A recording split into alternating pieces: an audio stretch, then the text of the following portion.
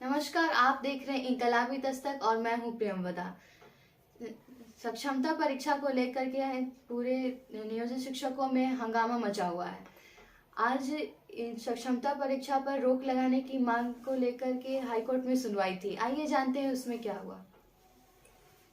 आज माननीय उच्च न्यायालय में जिस केस की सुनवाई थी, वह केस चूंकि वैलिडिटी को चैलेंज किया गया था, तो जो वैलिडिटी को चुनौती दी जाने वाली जो याचिकाएं होती है वह उच्च न्यायालय में 1 नंबर कोर्ट में लिस्ट होता है। और 1 नंबर जो कोर्ट होता है वो माननीय मुख्य न्यायाधीश का होता है और वह डिवीजन बेंच इसकी सुनवाई करती है। उसमें 2 जजेस होते हैं। तो आज यह केस 16 नंबर पर लिस्टेड था और इस केस की जो सुनवाई होनी थी उसमें पूर्व से जिस प्रकार से बताया गया था कि उसमें सीनियर को जाना था, लेकिन चूंकि वह केस मेरा नहीं था, वह केस किन्हीं और साथियों के द्वारा किया गया था, फिर भी चूंकि यह बिहार के शिक्षकों के लिए काफी महत्वपूर्ण केस था, इसलिए इसके महत्ता को देखते हुए, इसके इम्पोर्टेंस को देखते हुए हमने अपने अधिवक्ता को हाईकोर्ट में भेजा था। हमने भेजा था कि इस पर नजर रखी जाए। हमारी हर केस पर नजर है, हर गतिविधि पर हमारी नजर बनी हुई है। तो हमारे जो अधिवक्ता थे, आज उनको अपना कई केस मेंशन करना था और इसके लिए वो तैयार होकर के गए थे, लेकिन एन वक्त तो मैंने कहा कि नहीं, आपको वहां जाना है। तो वह अपना मेंशनिंग का काम छोड़ करके अपना कोई काम नहीं किए हैं और इसी काम के लिए वो चीफ जस्टिस के कोर्ट में गए, जबकि उनका कोई केस नहीं था, केवल और केवल हमारे कहने पर गए थे हमारे अधिवक्ता। और जब वो गए तो उन्होंने वहां का आंखों देखी हमको रिपोर्ट किया और यह 10:43 में यह केस टेकअप हो चुका था। मैं बता देता हूं कि 10:43 में केस टेकअप हो चुका हुआ था और उस समय जब केस टेकअप हुआ है तो कोई सीनियर वहां नहीं पहुंच सके हैं और पीके शाही जी सरकार की ओर से वहां पर उपस्थित थे। और पीके शाही जी ने कहा कि यह सक्षमता परीक्षा का मामला है और हम विशिष्ट शिक्षक बनाना चाहते हैं नियोजित शिक्षकों को, इसके लिए हम परीक्षा लेना चाहते हैं। तो कोर्ट ने कहा कि तो इसमें दिक्कत क्या है, सरकार से हम काउंटर मांग लेते हैं। और इधर से जो याचिकाकर्ता थे, याचिकाकर्ता की ओर से किसी भी अधिवक्ता ने प्रभावी तरीके से बातें नहीं रखी और मुझको लगता है कि जिस तरीके से कोर्ट को गंभीरतापूर्वक इसे सुनना चाहिए था, कोर्ट ने भी नहीं सुना और सीधे काउंटर मांग दिया और फिर 13 मार्च को तिथि निर्धारित कर दी गई है। मतलब अब इस केस की सुनवाई 13 मार्च को होगी, तब तक परीक्षा स्टार्ट रहेगी और खत्म होने की स्थिति में रहेगी।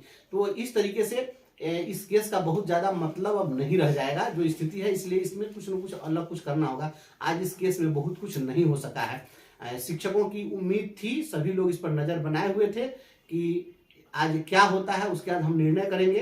तो आज हाईकोर्ट में जो हम लोग उम्मीद कर रहे थे, कोर्ट ने इसको गंभीरता से नहीं लिया। हमारी परिस्थितियों को समझने के लिए कोर्ट ने संवेदनशीलता नहीं दिखाई।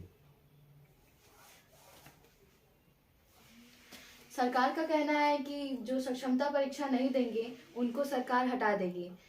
क्या सरकार शिक्षकों को हटा सकती है?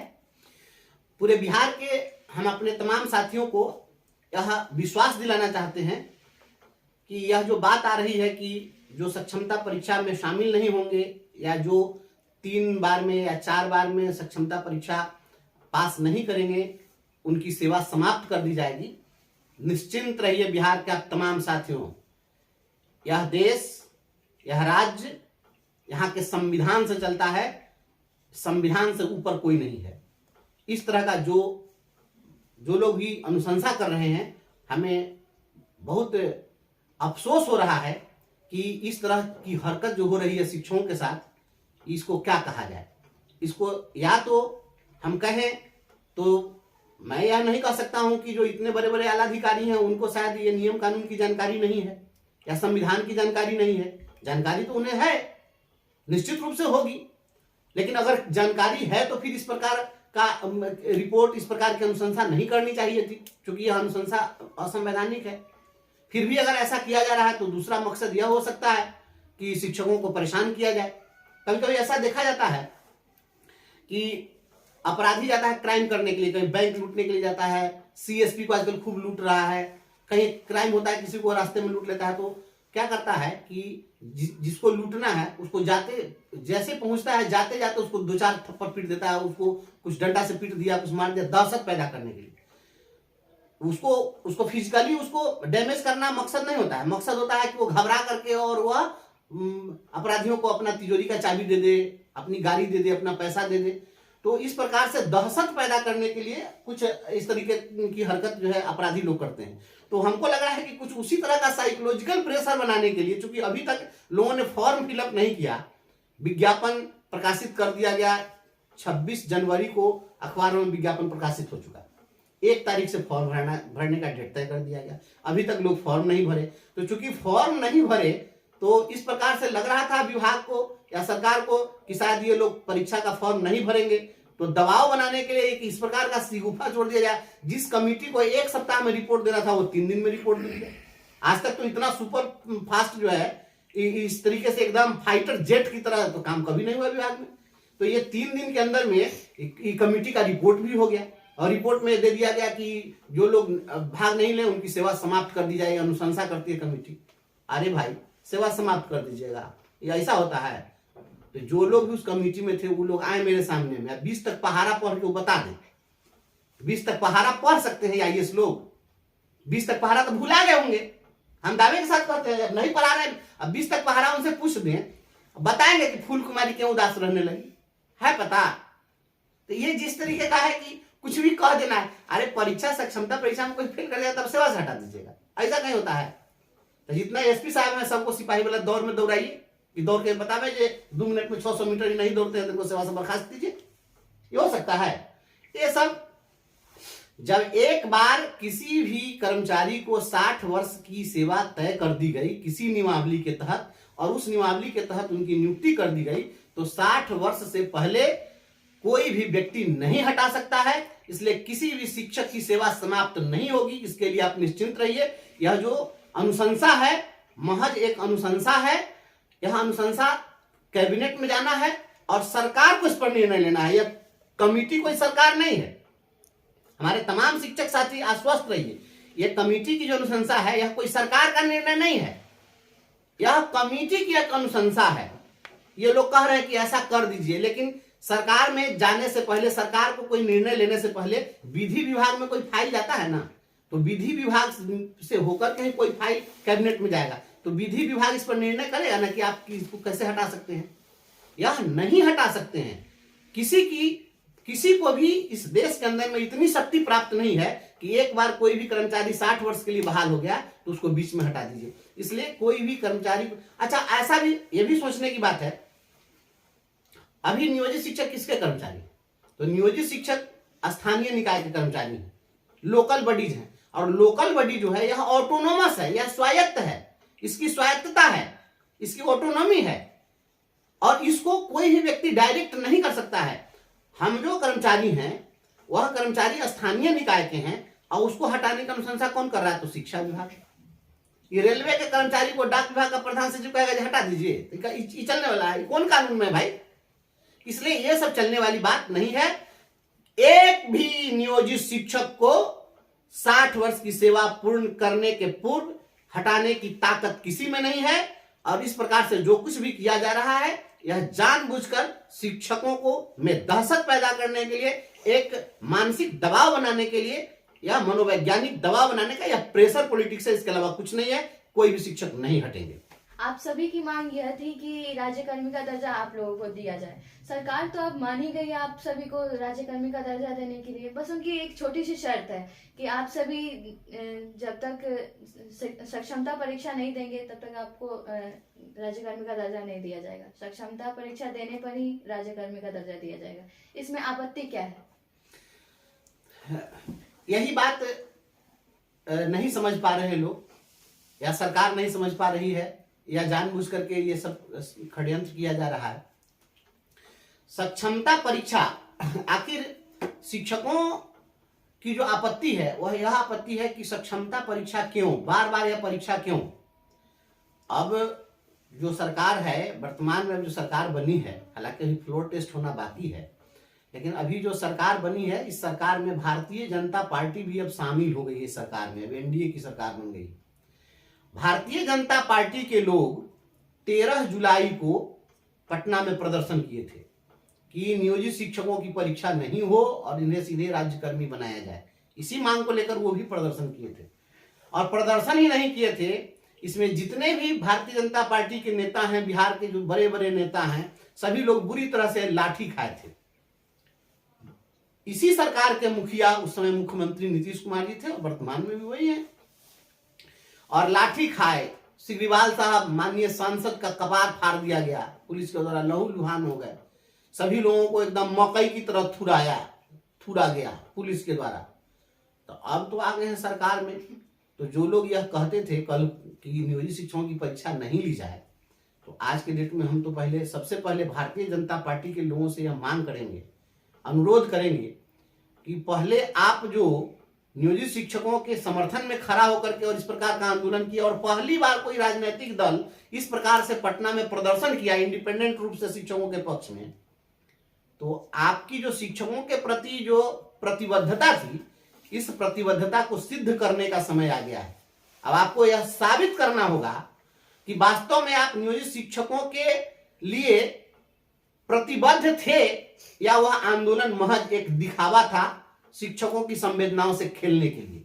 तो यह भारतीय जनता पार्टी के लोगों को भी सिद्ध करने का समय आ गया है। बात जहां तक है परीक्षा की, तो भारतीय जनता पार्टी के लोगों को मैं यह बताना चाहता हूं, अब एनडीए गठबंधन के महत्वपूर्ण घटक हैं, लार्जेस्ट पार्टी हैं सरकार में, इन्हीं की सरकार मध्य प्रदेश में पहले भी थी, अभी भी है। और वहां 1 जुलाई 2018 से वहां के जितने भी संविदा शिक्षक थे, उन सभी संविदा शिक्षकों को बिना किसी परीक्षा के सभी लोगों को राज्यकर्मी का दर्जा दे दिया गया। यह मध्य प्रदेश के अपने पूर्व मुख्यमंत्री माननीय शिवराज सिंह चौहान से ये लोग जानकारी ले लें, मामा के नाम से फेमस हैं, मामा बता देंगे कि मध्य प्रदेश में किस प्रकार से हुआ।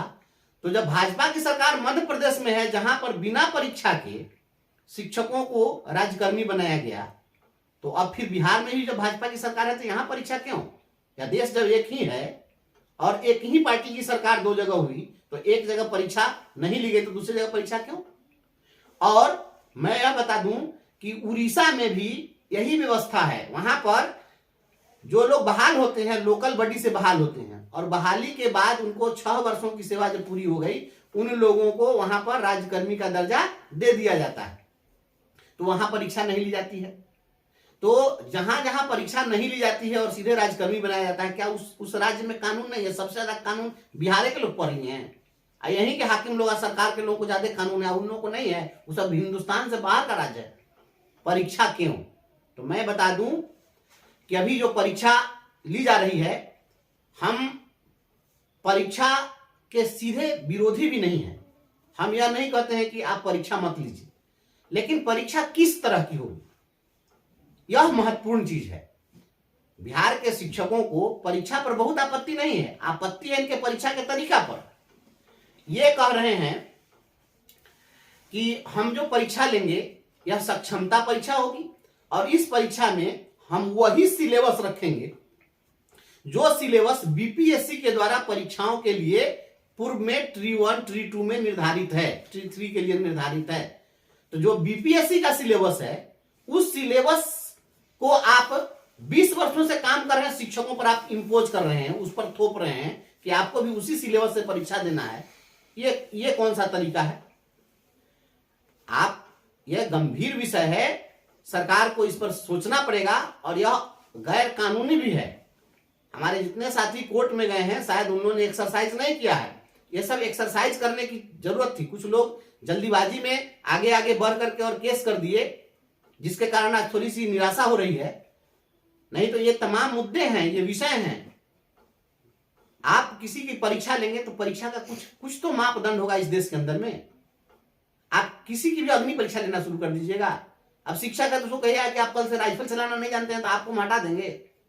अब शिक्षा का तो कह दीजिएगा कि नहीं आप तो नेशन बिल्डर हैं, आप तो पूरे देश का निर्माण करते हैं, तो कल से आप राजमिस्त्री के काम करिए, नहीं आता था आपको सूटा, अब करनी वसूली नहीं पकड़ना था, आपको हटा दिया जाएगा। आपत्ति इस बात पर है। पूर्व से भी यह व्यवस्था रही है कि किसी भी विभाग में जो कर्मचारी कार्यरत हैं उनकी विभागीय परीक्षा होती रही है, और विभागीय परीक्षा के आधार पर उनको प्रोन्नति दी जाती रही है। तो आपको अगर हमारा स्टेटस बदलना है, राज्यकर्मी का दर्जा देना है, परीक्षा लेना है, तो आप विभागीय परीक्षा लीजिए। विभागीय परीक्षाएं कैसे ली जाती है हम बता दें यह तकनीकी विषय है।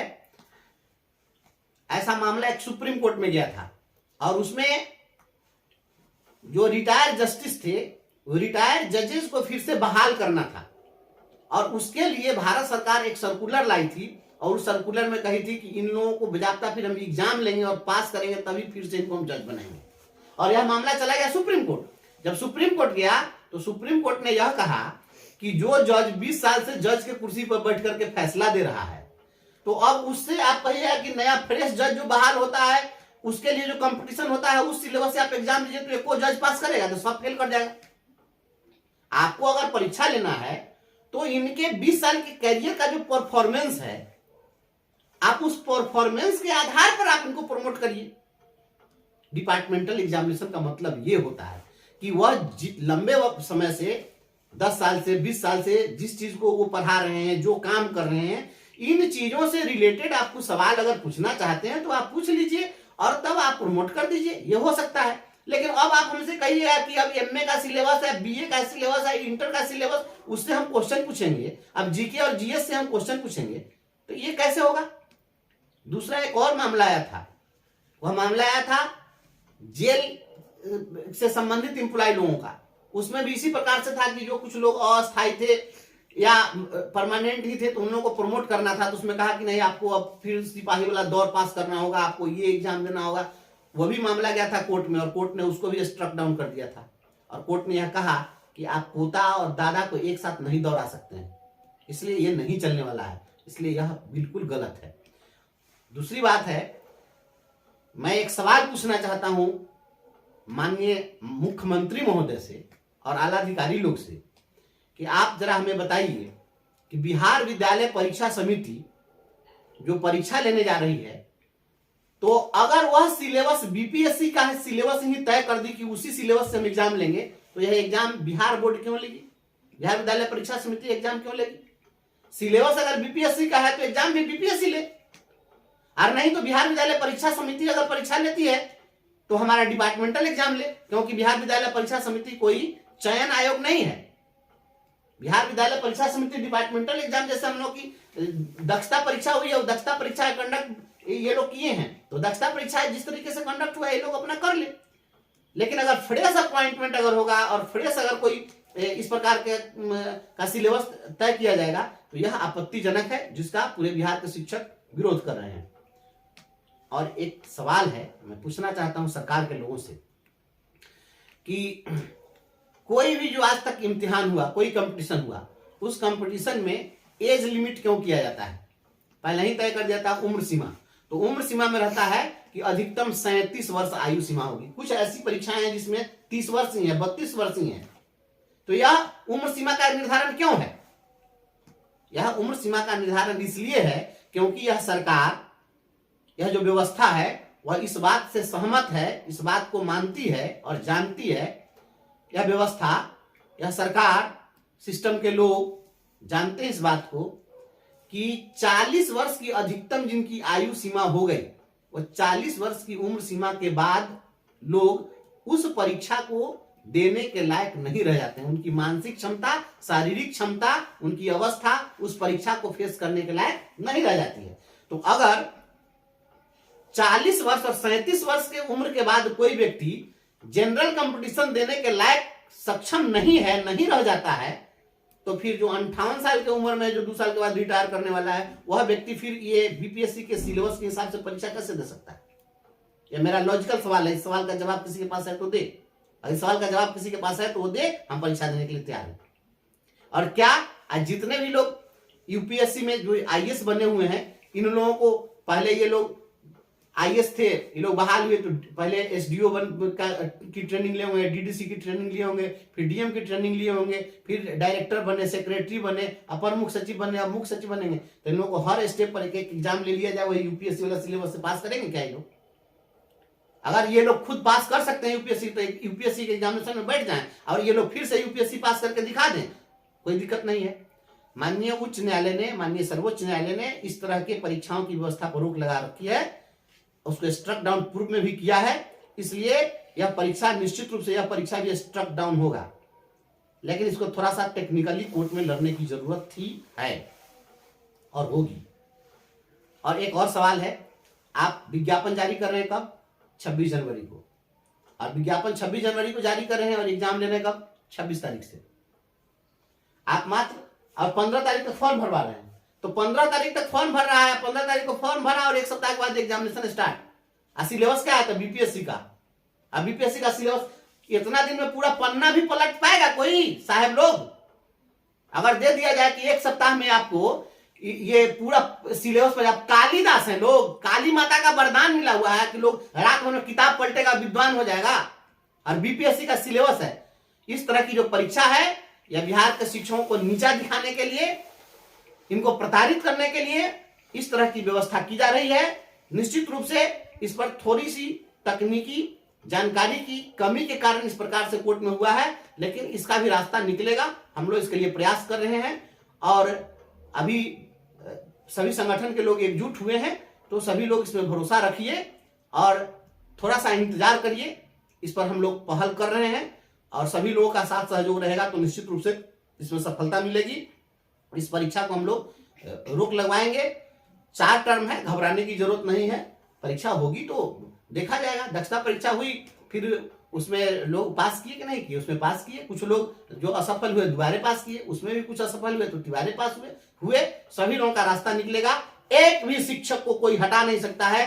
अगर किसी शिक्षक को हटाने की साजिश हुई तो ईंट से ईंट बजा देंगे। देश किसी के बाप का नहीं है। यहाँ के हवा, यहाँ के रोशनी, यहाँ के संसाधन, यहाँ के अपॉर्चुनिटी, जितने भी चीज है, सभी पर हर व्यक्ति का समान अधिकार है। यह नहीं है कि कोई एक व्यक्ति सत्ता की मलाई मारता रहेगा और दूसरा कोई यहाँ पर गुलाम की जिंदगी है। शिक्षक है, हम कोई गुलाम नहीं है। और इस तरीके से जो किया जा रहा है, हर चीज पर हम लोग निगाह बनाए हुए हैं। अभी पूर्व में अभी एक मामला आया था जिसमें हाईकोर्ट ने कहा ना कि सनकी भरा आदेश है। जरा उस शब्द की व्याख्या कर लीजिए ना कि किस प्रकार से कोर्ट ने टिप्पणी की है। तो आप सक्षम है, तो आप सोच रहे हैं कि हम शिक्षकों को प्रताड़ित करेंगे, तो यह नहीं चलेगा। बिहार के शिक्षक भी एकजुट हो गए हैं। निश्चित रूप से इसका खामियाजा भुगतना पड़ेगा, नहीं तो ऐसा निर्णय वापस लेना होगा। शीघ्र ही हम लोग जो शीर्षस्थ नेता हैं, मंत्री हैं, सभी लोगों से हम लोग मिलने की योजना बनाए हैं, सभी से संपर्क कर रहे हैं और सभी लोगों को इन तमाम हम तथ्यात्मक चीजों को और इसके साक्ष्य के साथ सभी लोगों को हम कॉपी देंगे और सभी लोगों को हम बताएंगे कि नियम यह है, कानून यह है। अगर इन लोगों को नियम कानून की जानकारी नहीं है, देश के संविधान की जानकारी नहीं है, सुप्रीम कोर्ट, हाई कोर्ट के पूर्व के फैसलों की जानकारी नहीं है, सब चीज हम इनको उपलब्ध कराएंगे। बिहार के शिक्षक, आप तमाम साथी निश्चिंत रहिए। हम हर पहलू पर अपनी पैनी निगाह बनाए हुए हैं। मैं ज्यादा कुछ बोलना नहीं चाहता हूं, इसलिए कि हम लोगों को क्या करना है, हर चीज सार्वजनिक नहीं करना चाहिए और हर बात ज्यादा शेयर कर देने से, ज्यादा मीडिया में दे देने से हमें सफलता नहीं मिलेगी। थोड़ा सा परिस्थिति को भांपते हुए उसके हिसाब से हम लोग को काम करना चाहिए। ये तमाम साथियों से आग्रह करते हुए बहुत बहुत धन्यवाद। ऐसे ही खबरों के लिए बने रहिए इनकलाबी दस्तक के साथ, क्योंकि हम लाएंगे खबरों से इनकलाब।